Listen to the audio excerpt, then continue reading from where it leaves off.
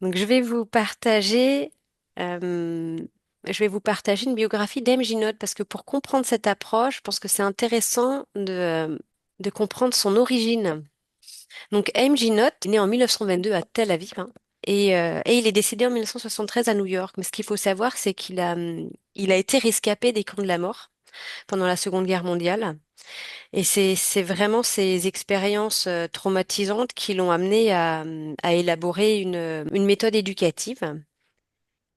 Donc, il a débuté sa vie professionnelle en Israël en 1947. Il était maître d'école et il a émigré aux États-Unis où il a fait un doctorat en psychologie clinique. Et lors de ce doctorat, il a élaboré, donc ce que je vous disais avant, une attitude éducative qui articule la fixation des limites et la compassion. Donc aujourd'hui, on parle souvent de bienveillance, fermeté ou de bientraitance et de cadre. Il y a différentes formulations.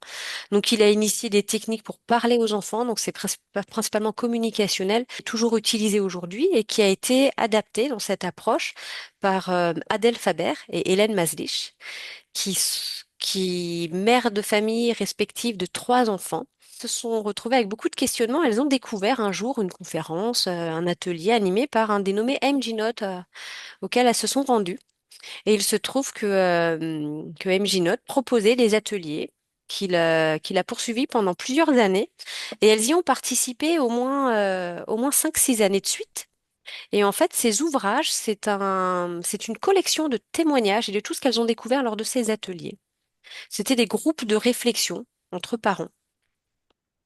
Donc, M. Ginott, dans son approche, donc c'est une approche humaniste et empathique. Donc, il y a un volet, c'est l'accueil des sentiments. Donc, il met vraiment l'accent sur le fait d'accepter et de reconnaître le sentiment de l'enfant comme réel. Et il distingue le comportement de la personne. Il va distinguer, dans la description, il va distinguer la personne de la situation. Donc là, je vous avais un exemple. Il s'agira plutôt de mentionner le problème au lieu de personnaliser un problème. Je vois une chambre désordonnée au lieu de tu es bordélique. Autre élément, c'est l'autonomie. Donc pour lui, c'est essentiel de développer des êtres pensant par eux-mêmes qui peuvent avoir un esprit critique. Et c'est vraiment lié à son expérience pendant la Seconde Guerre mondiale où il s'est énormément questionné comment est-ce qu'on peut en arriver à des situations aussi déshumanisantes où on ne peut plus penser par soi-même. Donc encourager l'autonomie, car la dépendance crée de l'hostilité. Comment faire pour que les enfants apprennent à faire ce qu'ils peuvent faire par eux-mêmes? Donc selon l'âge des enfants, et également permettre aux enfants de faire des choix dans la limite de leurs possibilités et de la sécurité. Ça fait partie du cadre. Mais quand un enfant est capable de faire un choix, ça veut dire qu'il est capable d'être à l'écoute de ses motivations internes aussi. Et en grandissant, d'être capable de s'écouter et de savoir ce qui est bon pour lui.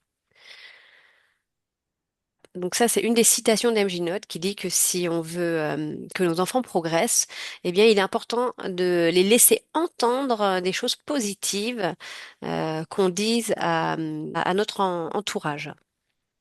Alors, Adèle Faber et Hélène Nagis, comme je vous disais, elles étaient mères de famille. Donc, elles sont aussi auteurs de nombreux ouvrages. Le dernier que vous voyez là, Parler pour que les tout petits écoutent, il est vraiment formidable hein, pour les petits. Vraiment, je le recommande.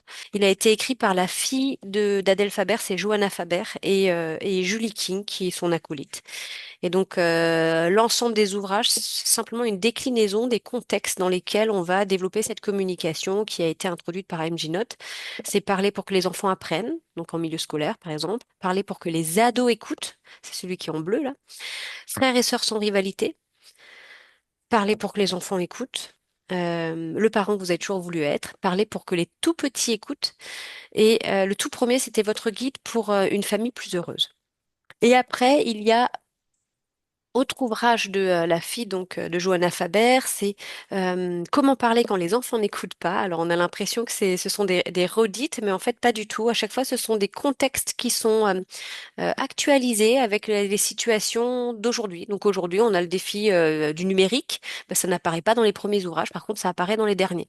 Et on va avoir vraiment des thématiques, par exemple, parler pour que les tout petits écoutent, les thématiques des disputes autour de la nourriture, la folie du matin, les rivalités entre frères et sœurs, faire les courses avec des enfants. Donc c'est assez précis sur les thèmes et en général, on s'y retrouve tous. Les mensonges, les parents ont aussi des sentiments, l'espionnage, le rangement, les ordres du médecin, les enfants timides, le petit fugitif, coups, pincements et bousculades, quand les parents se mettent en colère, dormir, le Saint Graal, etc.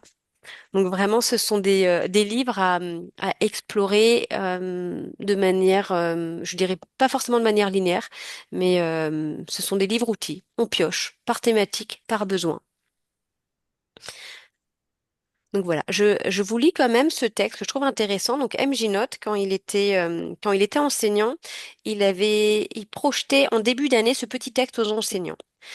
Cher professeur, je suis un survivant des camps de concentration. Mes yeux ont vu ce qu'aucun homme ne devrait voir. Des chambres à gaz construites par des ingénieurs instruits.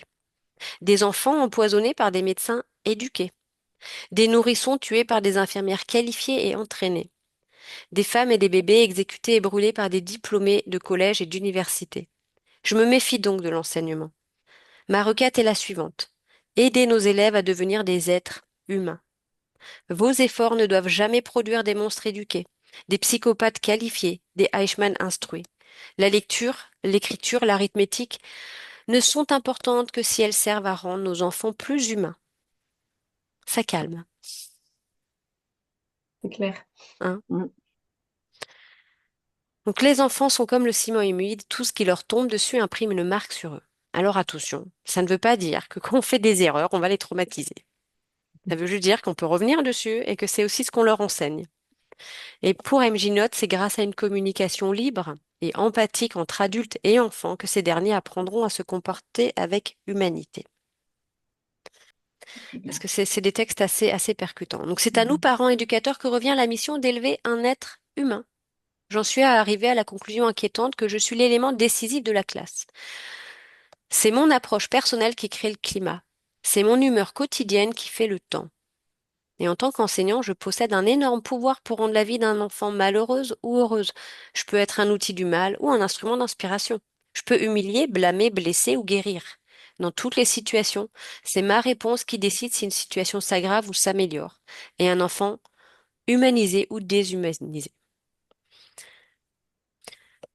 Je pense que si j'introduis pas l'origine de cette approche, les exercices qu'on va faire après auront peut-être moins de sens que de comprendre les motivations d'MJ Note, comme ont été les motivations des autres précurseurs des méthodes humanistes dans la communication non violente, Marshall Rosenberg, qui lui faisait de la gestion de conflits géopolitiques.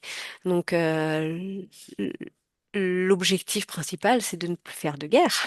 Et si tout le monde pouvait s'approprier ces approches dès le plus jeune âge, bah, sans doute que on serait dans un climat de paix constant. Vous voyez que c'est pas le cas. En tout cas, ce qu'il faut retenir, c'est comment miser sur l'éducation pour en faire une force dans ce monde et Mm. combattre les vices de l'humanité. Eh bien, c'est de permettre aux enfants d'accéder au savoir et surtout à créer un lien de confiance, à créer un lien avec lui-même déjà, qu'il apprenne à se connaître. Donc ça, c'est toute la dimension de l'intelligence émotionnelle. C'est créer un lien avec son parent ou avec la personne qui va être son référent sur la notion d'attachement. Donc qu'il y a un lien fort et un lien de confiance, qu'il sache que quoi qu'il arrive, il peut toujours retourner à ses racines, à ses sources, à ses proches pour être soutenu et écouté. Et le dernier, c'est le lien social, le lien avec son environnement, son environnement social. Et Mm. ces trois liens sont vraiment essentiels pour permettre à l'enfant de se développer dans un climat de confiance et en même temps de sécurité. Faire la démarche de s'inscrire pour participer à un atelier, la première grande étape, c'est la prise de conscience et c'est la moitié du chemin de fait. Je peux vous dire que pour arriver jusque là où vous êtes, c'est-à-dire pour ceux pour qui c'est déjà la première fois en plus, aussi accepter de livrer une partie de son intimité, de vie de famille, c'est une démarche qui n'est pas toujours facile. Et c'est ce que je constate depuis une dizaine d'années. Je vais avoir beaucoup plus de demandes que d'inscrits. Certains parents ne prendront malheureusement pas conscience, même pendant tout le long de leur rôle de parent. Et souvent, bah, les personnes me disent ne pas être prêtes. Alors, elles le disent pas comme ça, mais elles m'expliquent que pour le moment, c'est pas la bonne période. Et pour sentir que c'est la bonne période, faut passer le cap et faut faire un pas en avant. Et c'est ce que vous avez fait. Donc vraiment bravo. Je sais que c'est pas toujours facile.